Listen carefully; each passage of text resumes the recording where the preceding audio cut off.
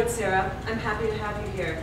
Oh, thank you so much, Professor Mandelbaum. I am thrilled to be your graduate assistant. I am so excited to be getting my master's in the mysterious masculinology. Oh, yes. Experts in masculinology are very rare. I'm working with very limited data. I've been piecing it together bit by bit for decades now. Now, Sarah, I'm about to unveil my masterpiece to the public. Would you like a sneak peek? Oh, yes, more than anything. Okay. Now, you are about to be the very first female, besides myself, in many millennia, to lay eyes on the extinct species, the man. Pull up your pantsuit, Sarah, and let's enter the Manseum!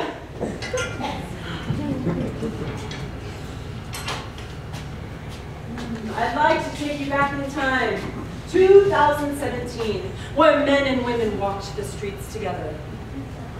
Together in public? Alone? Outside? Wasn't that dangerous? Oh, yes. In fact, in Bozeman, there were often 3 men to every woman. That sounds absolutely terrifying. Oh, it was barbaric. Now, 2017. Hillary Clinton has become the very first female president, kicking off a period of time that was an unprecedented time of peace and prosperity. This was the beginning of the extinction of man, and the time where I have found most of my artifacts. They call it the boner-killing age. Boner? Yes, it was a term used to refer to the muscle of a man. It meant strong, but particularly hard. So you mentioned artifacts. What kind of evidence have you found? I'm glad you asked, Sarah. I've recently unearthed some very primitive video. It's mostly audio and grainy video, but I did observe that women wore little to no clothing, while men would come to their homes and fix things like their clogged drains. This one is called Drain My Pipe. Totally naked while we cleaned your pipes? Yes, it is very primitive. And as I said, mostly audio, but I observed that the men communicated mostly through groaning and moaning, and the women replied similarly. That's fascinating. Do you give an example? Oh, of course, Sarah. Thank you.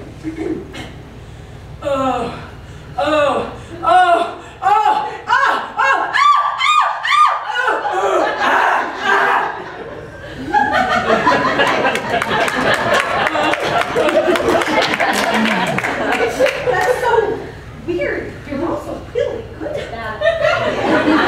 Thank you. I have male in my lineage. Now, Sarah, that brings us to our very first exhibit. Let's see it, shall we?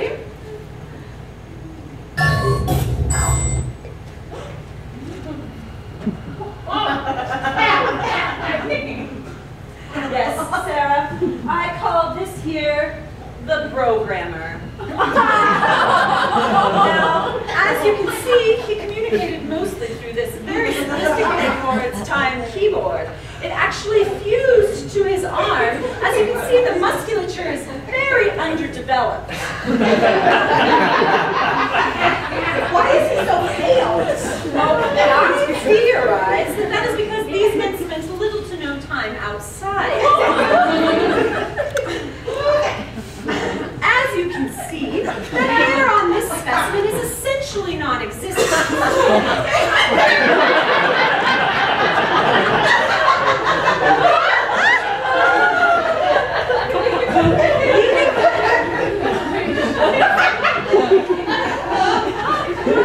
Leading him to be very sensitive to temperature. And propelling him to seek indoor activity only.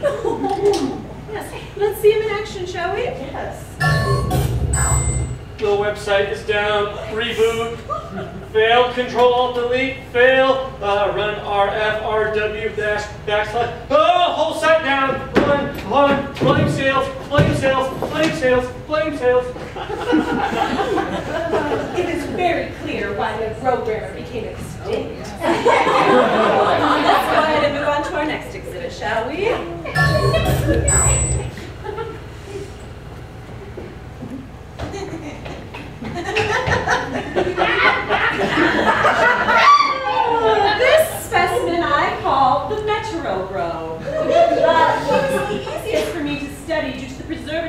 used in their hair. I found them with traces of gel and a strong smelling substance called Eudaman. His teeth, they're so large and white, they're almost too big for his face. Yes, I theorize that they evolved that way in order to lure their mates and intimidate their peers. Let's go ahead and see them in action. Yes. Hey there, I have an expensive transportation device. Care to check my dipstick?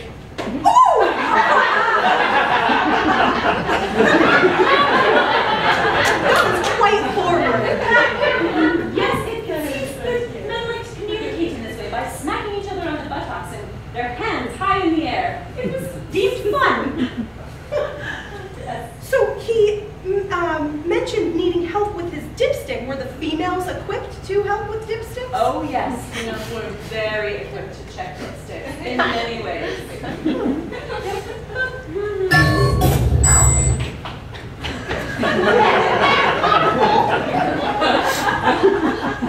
So, what about their sexual organ? I believe it's called the penis, right? Yes, Now, very good. was that large like the teeth? Sir, evidence suggests that men believed their sexual organs to be quite large, but we have found no physical evidence. Are we going to be able to see an example? Unfortunately, no. We have found no fossilized penises, leading me to believe that in the end they evolved to be quite small, in fact, micro penises. Yes, let's move on to our final exhibit, shall we?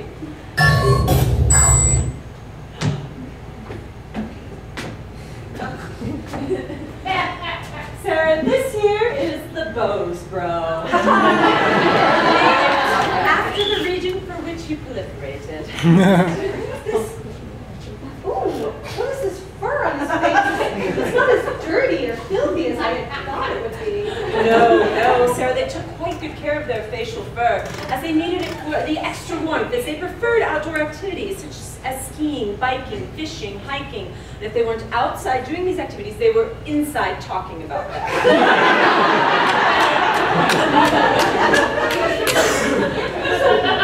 Those bro get along when it came to mating. Quite well.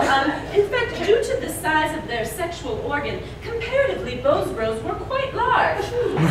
Now, Sarah, I'm quite proud of the fact that I've created a revolutionary model of what I theorized the penis looked like back then. Would you like to see it?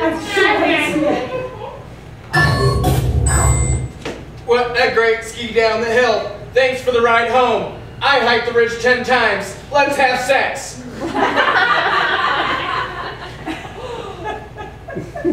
Oh. Oh. The coloration is so odd. Yes, it is evolution at its finest. It became that color in order to draw mates to the correct area. Now, the true functionality of the penis is unknown, but it has been theorized that upon arousal it turns into a beautiful swan. What a sight that must have been to see. Yes, this is what I theorized it looked like, Sarah.